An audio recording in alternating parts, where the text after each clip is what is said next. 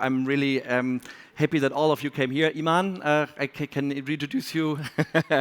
Advertima. We have Alexandra Rinne here from One Tech Group. Welcome, Alexandra.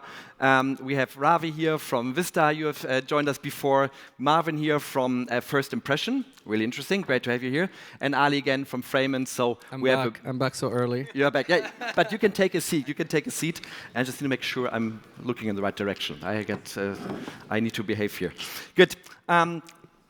Let's talk about programmatic. Short introduction, maybe Alexandra, because it's the first time for you here on stage. Maybe short introduction, what you guys are doing, and what are you doing daily when you think about programmatic? Yeah, so I'm Alexandra Rinne. I'm from Rontech Group. We are operating SSP1, which is the largest digital out-of-home SSP in the German-speaking market. We have over 30 connected publishers with over 30,000 screens.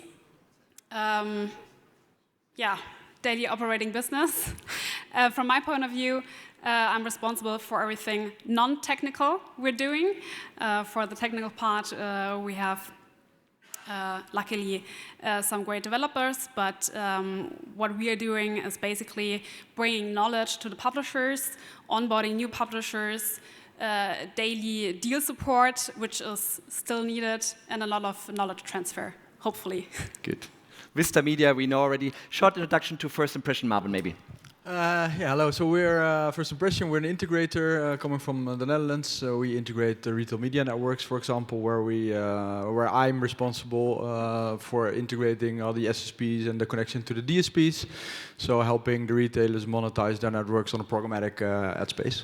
Good. How difficult is it to integrate them? I mean, you know the different solutions out there. It's an API, just a simple API. There's good documentation, or is daily life very different? Was it the wrong question? Oh yeah, that's so it depends really from SSP to SSP. Obviously, Vista are on the table. Very easy to connect. I think the biggest problem is the inventory management. So if you do a multi-SSP setup, you need to do inventory management in the CMS, then do inventory management in every SSP separately, keeping them all aligned is more than a day task. So I can imagine, yeah. I can second agree on this. I work as a solution architect as well at Frayman. I work with a lot of integration tasks and SSPs, and it's not easy at all. Every platform works kind of differently. Usually there is supposed to be a unique standard integration type, but every company does it differently. It's wonderful to know how other companies work, but it's not an easy one. And how do you explain? What is the reason why there's no standard API or is it documentation, or it's just because everything is moving so fast and developing so fast? It's what worked last year, it's already old now or so. Or Alexandra, I mean, you're really active in this one without the technical part of it. But do you think? I mean, the job you did 1 year ago, is it very different to the job you're doing today? Not really. Just a lot more customers and more campaigns. That's good news. But from our point of view, but I think I'm a bit biased there, but we didn't change anything from the integration. So what is standardized right now is the connection DSPs to SSPs. So because it's following the OpenRTB standard with digital out-of-home extensions, and we kind of got used to this and then transferred it into our API we want to have with the CMS. I think speaking about the connection, what we need is player requesting our SSP, and then they get some kind of answer, content or no content.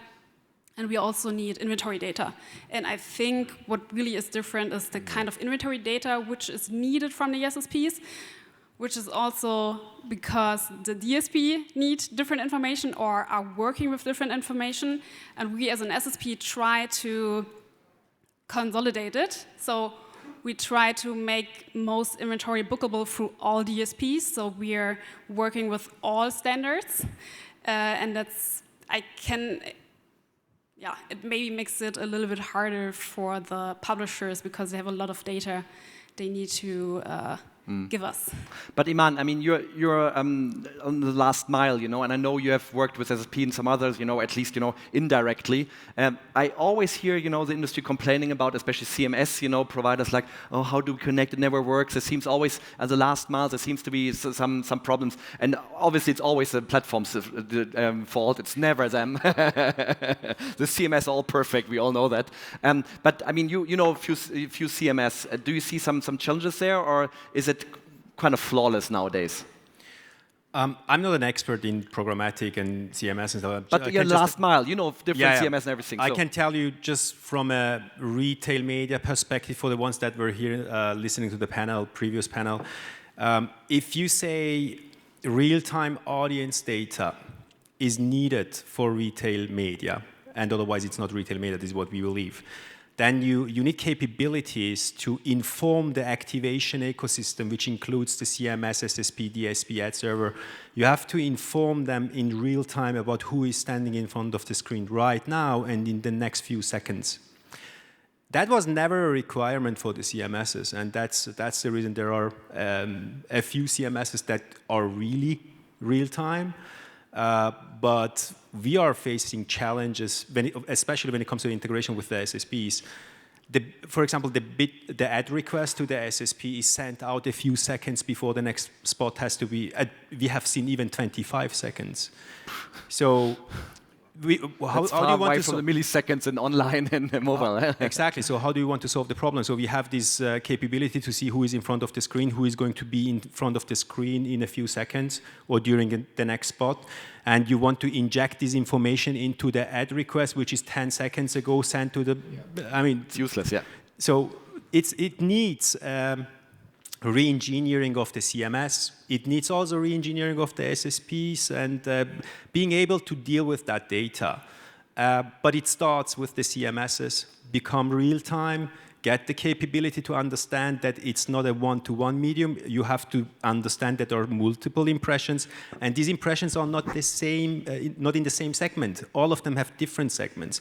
You need to deal with that, and there is a clear path forward to develop, re-engineer the CMSs in a way that they can deal with this data, but they have to do it. They have to start doing it. So what we say is audience-based programmatic. Audience-based programmatic is needed for retail media. And that audience-based is at the moment not available. We did it with SSP1, so we already run a campaign, worked very well, so it is possible. Well, it depends a bit on where you think audience targeting should live, because if you talk to a DSP, you always say the targeting capabilities would be in the DSP, and the data is coming from either third party or we get a deal ID from the retailer to transact on the audience. I think that part, what you were just explaining, the availability of real-time data from the retailer is the biggest challenge. The infrastructure, IT infrastructure at retailers, it's just legacy. It's old. Yeah, we heard this this morning. You know that sometimes that the biggest struggle they have is in network capacity and on the store. I mean, it's a disaster, right? I mean, if there's so much data nowadays, in the store, so many devices that, we are having a problem with the last mile. You can have the fastest platforms, the fastest ad exchange and everything. If we cannot deliver it to the screen, it's useless. Yeah, correct. And then the availability of the data from the retailer towards the platforms is also a challenge, because they sit on a lot of first-party data, but are reluctant to share it in the open market because they thinking they're sitting on a pot of gold and they want to transact directly with their suppliers.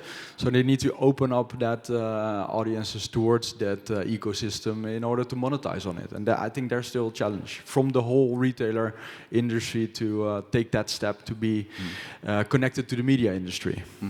Is in general the programmatic value chain too complex? Do we have too many players? I'm sure Vista said we can everything out of one hand. But this is also one of the complaints we hear. You're the experts. It's just say we have too many handovers, too many players involved, and obviously that never works well. If you have too many. But is it still the case or not? I think this is maybe a myth from other digital channels, which still is applied to the digital home ecosystem, because we can say it's not the case. So we have 2, 3 players involved if we are using data or if we are using first-party data. But as we have everything in one system, as with Vista, it's very easy. And also the tech cost from the media euro you spend is, I think, mostly lower than 10%, and you get a much higher impact value with playing out programmatically, especially when using activating the impact of DCO. Yeah? So this is a real the best use case for buying it programmatically. So really leveraging dynamic creatives, well, as you said before, the right ad to the right audience at the right time and location. So this is, I think, our customers like it to invest. That's good to hear. Not surprised from Vista Media, but that makes absolutely sense. Is then the approval process still the problem? Because in digital out of home we still have human approval from time to time or so. Is that or is that not a case anymore? Is that we invest also heavily in that specific topic with our media owner partners, with the SSP partners, with even with the CMS side. So to make it complex dynamic creatives with 600 different versions, make it handleable as a single approval process. So from our end, that's not a problem anymore. So also in terms of speed. Yeah. I would agree with that. So as an SSP, we have different options to do the approval process. We have a pre-approval API, so the advertiser can push all the creatives in advance before the deal even starts. And then the publisher can approve them. We also have a deal automated review, so you can just, as a publisher, just say, okay, each creative coming through this deal is approved automatically, and therefore I don't think it's still a problem. Yeah, I think there in some of the SSPs there's also a possibility to auto-approve. So if you have steady partners, you can do an auto-approval setup. I do think when looking at the retail space, for example, you do want to have some human vision on approving the creative. Because you never know what slips in through the more programmatic ad pipe. Yeah. And at the end of the day, somebody needs to sign it off. That's and you're reliable for that. What's shown, and that's the biggest difference of digital out of home. People see it and take photos or sit. If it's on online or mobile, nobody sees it. To be honest, What I do think is a challenge is if you want to be on the news, so you want to be relevant from something that happens today, and you want to have a quick turnaround in a quick campaign with relevant messaging.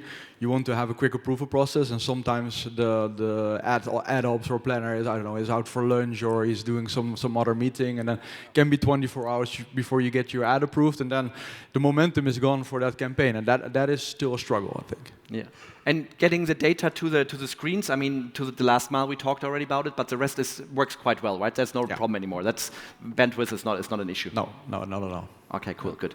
So, but what's coming up next? What will be the next generation of programmatic? What can the industry? What are you guys? Can you offer in the next 12 months? Will there be a next revolution or just an evolution? So, what can we expect from programmatic? I am a big, really defender of programmatic. I think it's the way to go. Before that, we used to count share of voice on a certain screen. It was manual before that. You plug a USB and it shows. Then later it was how many spots happening on that place. Now it's kind of a free bidding. You have maybe direct booking, then you have programmatic, then you might be connected to other channels programmatically. And I feel this is the way to go. This is the way to revolutionize the market, to be a bit more of a free market where maybe the best location or the lowest price would win, or the best solution, let's say. So I would vote for standardization as well, to make it a bit easier for different partners to actually have one source of programmatic ad delivery. So in a way, we don't want to compete necessarily and take a piece of this, a piece of that. We want to have one pool of ads, and finally just adapt our inventory, your inventory, the ads, that they can freely flow, and getting each person, each party their part of the delivery eventually. That's my idea.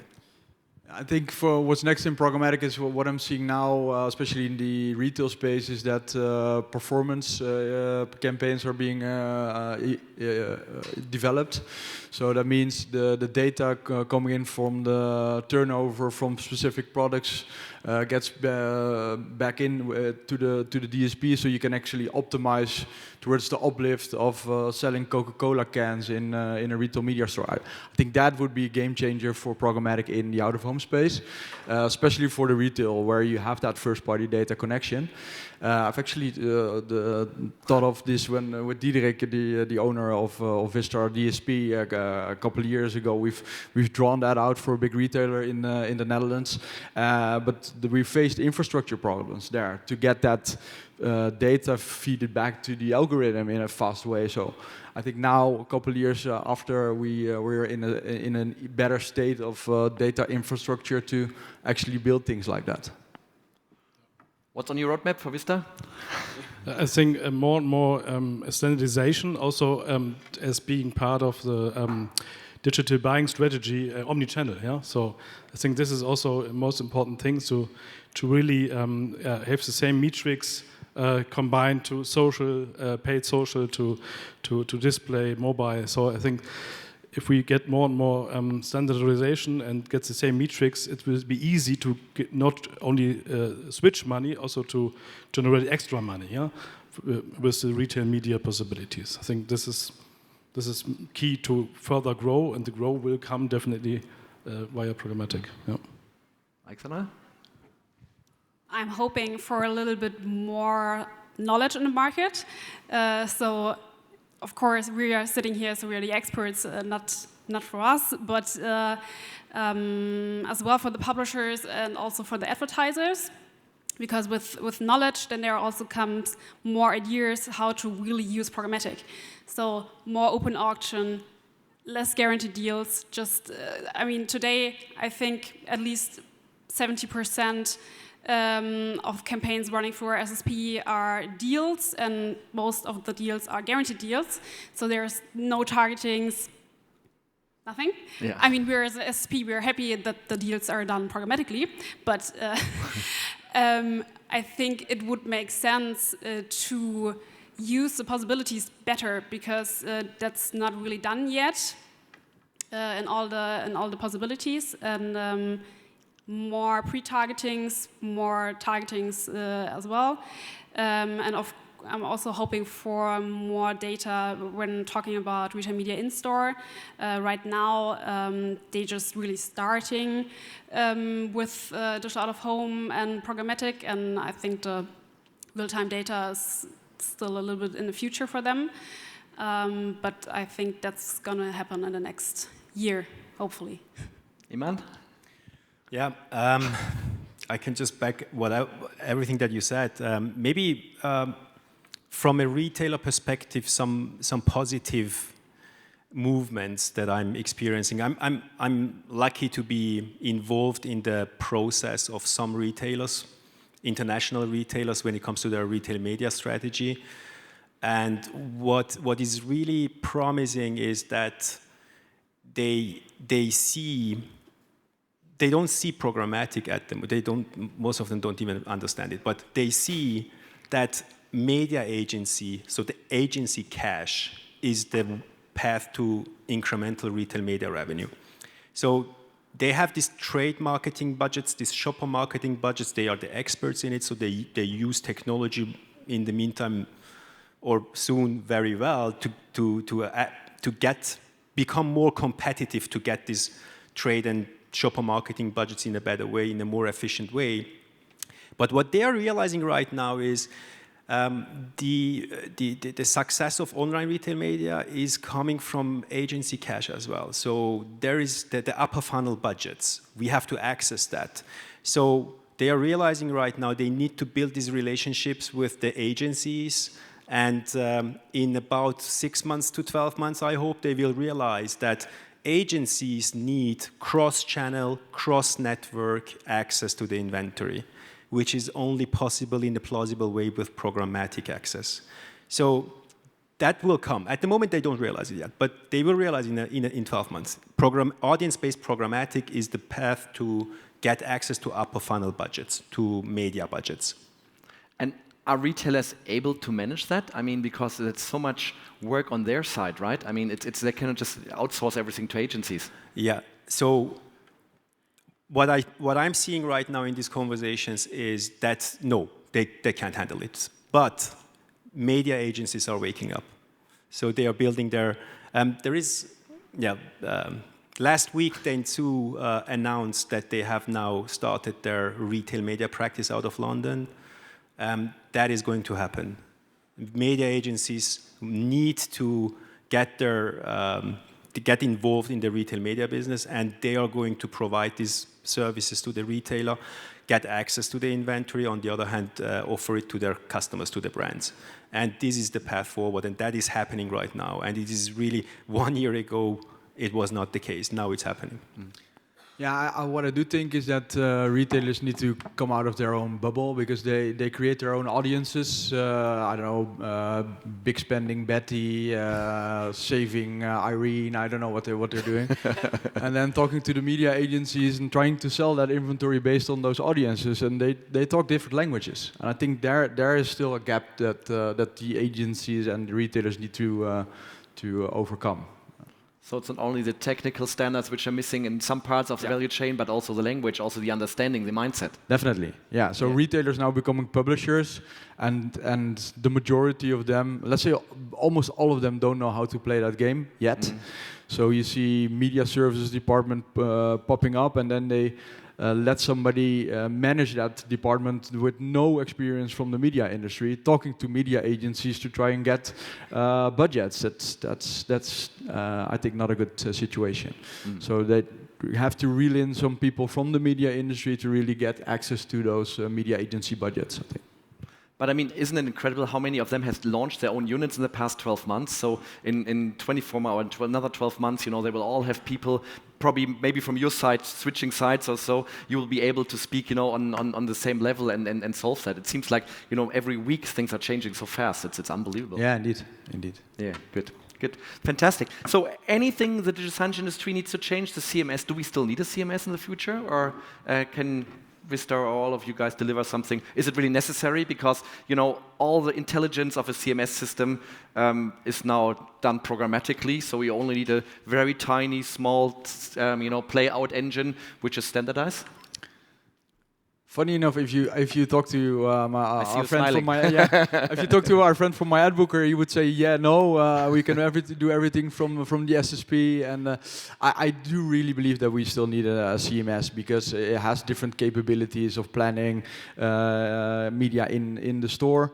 Because it's not streaming, right? I mean, it's not a stream where you don't need a smart engine anymore. Correct, and you need connectivity for it. So if you do a programmatic campaign, you need that connectivity. We all know that in some networks there could be connectivity issues. You need the CMS that actually keeps on playing content when there is nothing there. And obviously, you don't want to have placeholder content from the SSP solely if there is no ad campaign running. So. Yeah, I think that's the biggest challenge of digital out-of-home in general. That's not always online.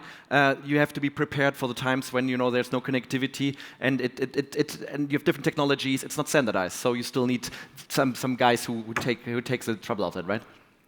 I think CMS are still needed and also will be in the future, just because CMS is a content management system. Yes, ads will be managed through an ad server, and the SSP will also bring programmatic campaigns, but I don't know any digital out-of-home network or retail media in-store even, which only allows to run ads. So there is content, and the content won't be streamed to the ad server because it doesn't make sense. Alexander, currently not, but if there are new players to a market, you could also manage the content through ad servers. Why not? I mean, an ad is a content piece, and if you can save 10, 15, 20 euros a month, for a software or so, just thinking out of the box. It's correct, but the ad server needs real-time live connection.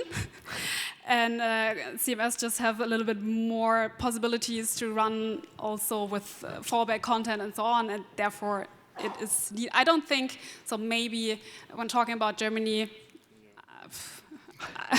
you know what I mean. I agree with you. I would like that idea with the CMS, but the infrastructure is not there. At least here, I would say in Germany too, having not great connectivity to some screens, offline screens all the time, where they need a fallback creative, they need something to happen. So it's still needed, but hopefully in a few years, why not? Why not? Exactly, why not? Well, just to add to that, so if you work with a local marketing team and you have to, if you would run an SSP solely, you have to teach them to buy audiences and not put a campaign live that has a rotation of 20% of the time on the network. So the capabilities of an SSP at the moment are different than what you can do in a CMS, which is more catered to the marketing department. So for now, coming time, it will be both for sure. Good. So that's a good news to end with. It's not the end of the CMS, but it's really exciting times for programmatic and retail media, and the speed of development is unbelievable. And so we're looking forward to have a new discussion a year from now to see where we are. So thanks to all of you. Thanks for coming to DSS. Thank you.